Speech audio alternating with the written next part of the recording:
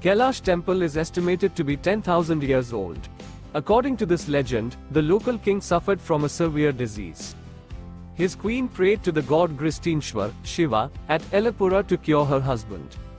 She vowed to construct the temple if her wish was granted and promised to observe a fast until she could see the shikhara, top, of this temple.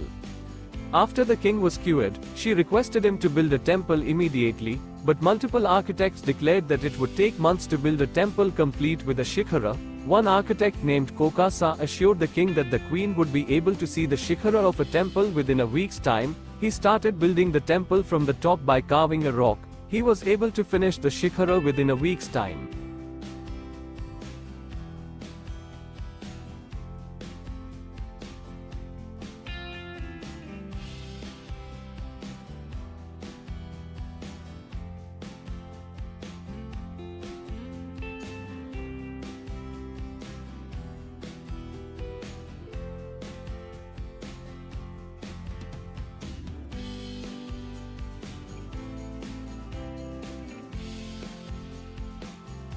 You will get to see Mahabharat, and Ramayan carved panels. Ground plan of temple.